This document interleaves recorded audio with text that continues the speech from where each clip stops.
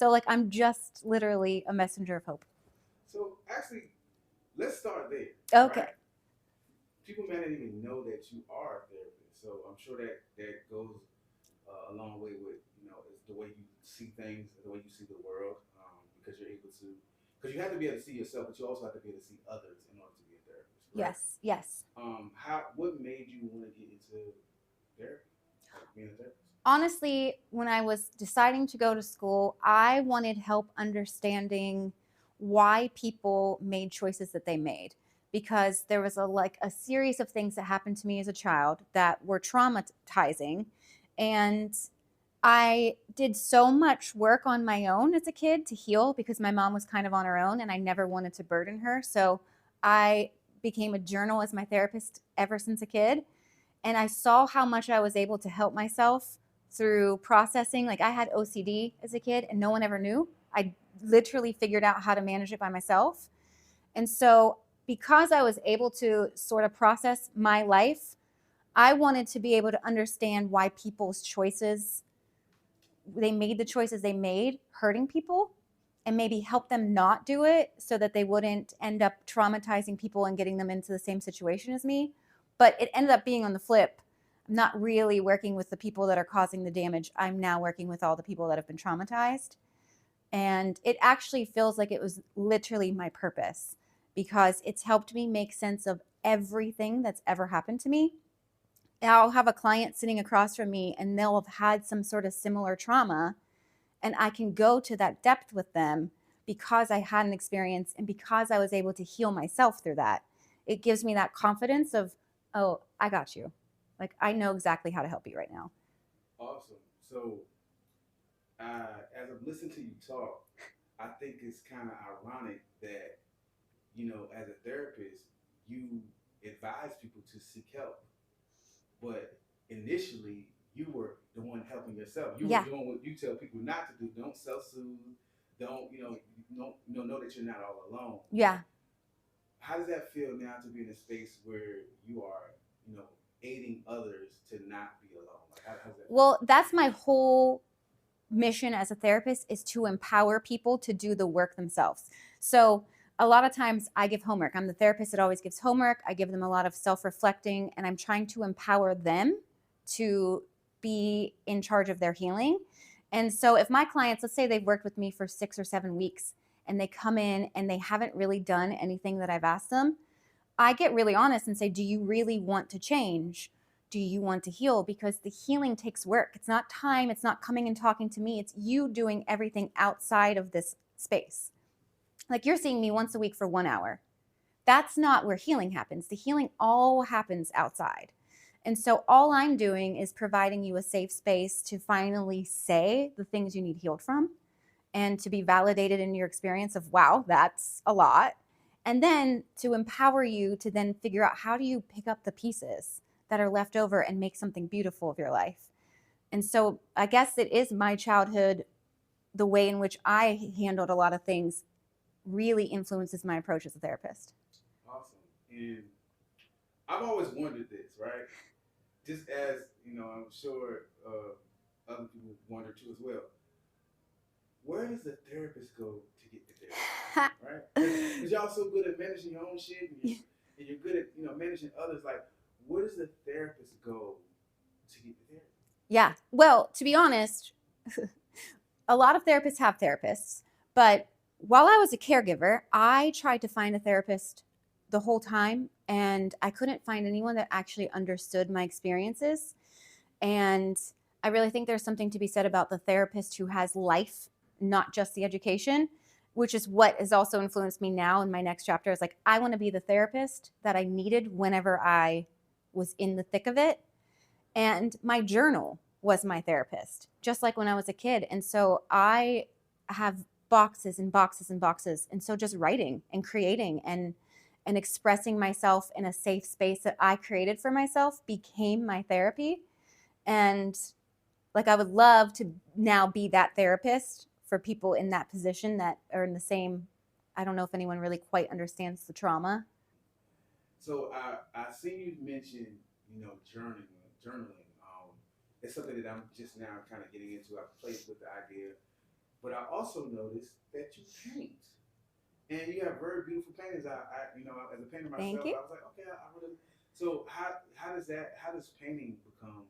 I'm sure I would think that it becomes a form of therapy. Like, can you walk us through Yeah. how painting makes you feel and how that helps you with your mood or anything that you're going through? I actually became an artist while being a caregiver. And it was because I was feeling as if I had no outlet. And we had started a project where my husband was painting with his wheelchair on canvas.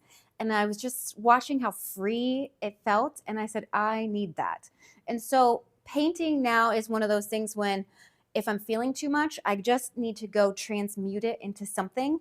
And I always paint things that are very colorful, and lots of birds and flowers are in my paintings. And it's because usually I'm in a darker place and I want to tap back into that playfulness, into that light. And I think that's really what it is play. Like I feel like a lot of healing comes down to letting yourself tap back into that playfulness. Not everything has to be so serious. And I once I stopped letting myself or stopped trying to put myself into like a I'm a serious artist and paint birds exactly as they look, and was like, no, I'm a playful artist and I paint birds as they want to come out of me because this is a way to express that I'm working through getting back to the light. All right, so I want to ask people this question too. So, not the therapist, but you and your identity as who you are personally. What is your superpower? Ooh. My superpower is I can feel when somebody's off. So if I have a friend or even a stranger and I'm like interacting with them in some way, if they're going through something, I just feel it. So it's almost just like being able to read people's energy. And I wonder if it's because I've become so self-aware of my own that I feel so much of when I'm off that I'm like, oh, I recognize what's going on in you, which actually plays into the therapy conveniently. Yeah, I was going to say, I feel like um, I feel like a lot of things that you do are very healing and um, I say kind of serious for lack of a better word. Like outside of pain, what are some things that hope does to like really unwind? Ooh, nature. Time in nature is always my space. Like I need to be outside to clear my head. A long walk is one of my favorite things to do. Thrifting, just going and looking at old treasures and touching the stories of things that have been left behind. And then I like to write cheesy poems on a regular basis. Not very good about sharing those with the world yet. I mean, I do occasionally, but it's usually about nature. Like I'm really inspired by trees or the way the like sun hits a leaf or the bird song and the way it just makes you recognize that, oh my God, like we live at the same time as birds singing out loud. Like what is life? Kind of to switch gears, right? So in this time, I feel like it's a buzzword. I'm healing. I'm healing. I need healing.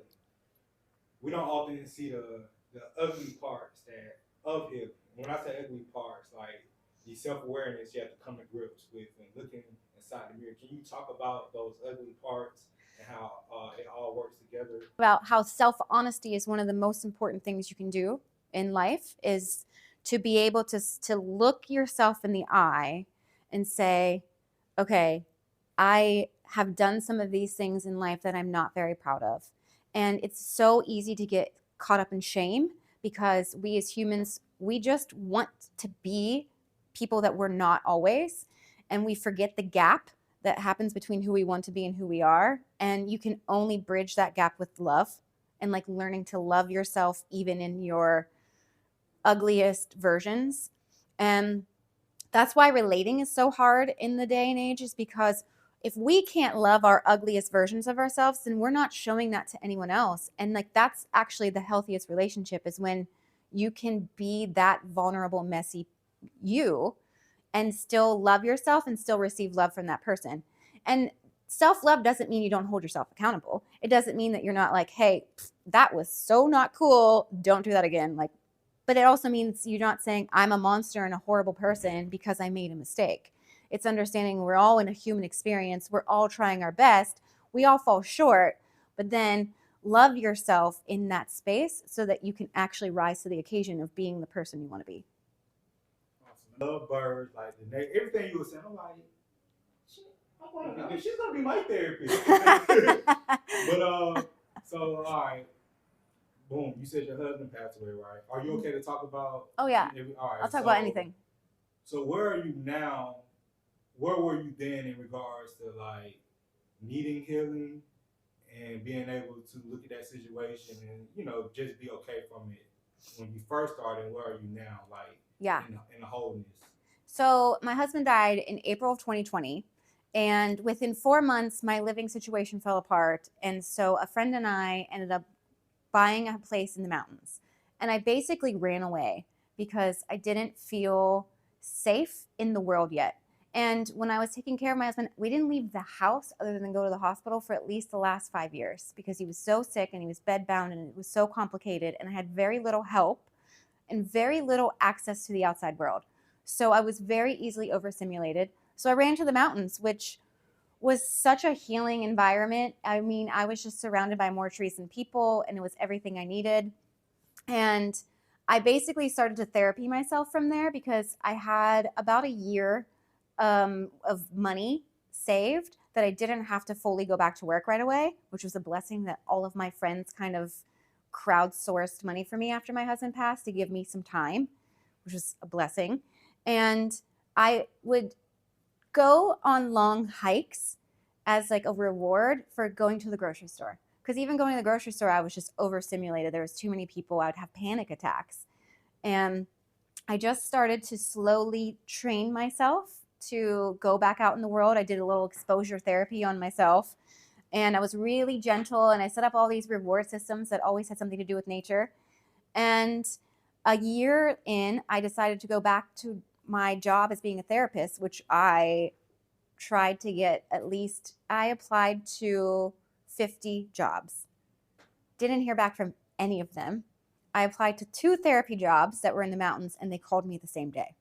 And I'm a big, okay, pay attention to the universe kind of girly. So I was like, okay, bet I'm going back to being a therapist. And honestly, that was one of the most empowering things because I was able to see all that work I did in my healing worked because I'm able to now sit in front of people having panic attacks. And I'm like, hey, it's okay. We're going to get through this. And I wasn't triggered. And now, 4 years out, I feel like a brand new human. And there's still some times where I go do something that's outside of my comfort zone. So I still have a little of the anxiety. But now it's almost excitement because I'm like, look at me. I'm out here in the world doing things you couldn't have asked me to do 4 years ago.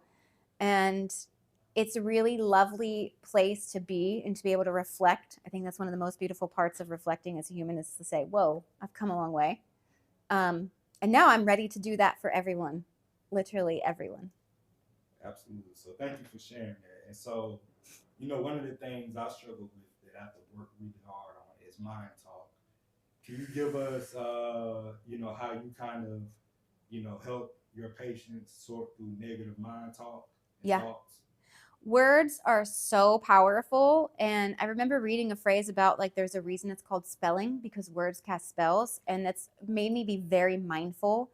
And there's also a book called The Hidden Messages in Water where like they speak to the water and freeze it. And you can see the impact on water, which we're 70% of water. Is that right? Okay. We're 70% of water. So if it's impacting the water in a way that you can actually see it in photographs, it's impacting us. So there's a mindfulness element that has to come into it. And a lot of times I have to remind myself and everyone is that anxiety is a liar. Anxiety is going to make you feel like you're cringy or that people don't like you or that you're not capable of doing things in the world. Depression's a liar. Depression makes you feel like you're not lovable or no one loves you and you're in this alone. And so separating from those thoughts of truth and fact or fiction is to be like, that's not true. I'm not a bad person. And these thoughts are lying to me. And even deeper than that, whenever a negative thought comes in, you need to start getting into a practice of switching it to being like, you know what? Not only am I not a horrible person, but actually, this is what good I have to offer the world. These are my gifts, these are my blessings. And so, just getting into a habit, and you can rewire your brain, but it's a habit to do it. You have to constantly be mindful of that's not a helpful thought and flipping it on its head. And the more and more you do it, the easier and easier it becomes. That's the beautiful part of doing the work, is that if you do consistently do it, it does get easier. Okay. Was that good? Yeah, absolutely. So sometimes I just freestyle and I don't know if it's coming out. So thank you. Look, as long as you're speaking from the heart, that's all that matters. And it's gonna resonate with the people it's supposed to resonate with. All right. So for you, people always be like, I'm just trying to love myself. I'm trying to love yourself. What are ways people can practice self-love? I think it's forgiving yourself for the things that you think are unforgivable is one of the most loving things you can do to yourself, and reflecting on how quickly it is you are to forgive other people, but why aren't you doing the same for you? But then also, I give this homework assignment a lot, is I want people's focus to be on where they're already showing up well.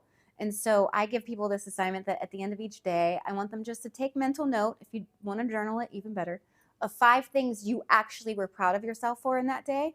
Because more often than not, we're already showing up to life in a light, in a brilliant and beautiful way. We're just not paying attention to it because we're so apt to saying, ooh, that was cringy or that was awkward. And that memory sticks in our brain way more than the fact that we're really kind to somebody, or we complimented a stranger, or we made someone's day, or we weren't triggered as much as we were before. And so actually paying attention to where you're already showing up can also help you continue to carry that momentum forward. Love it. Thank you.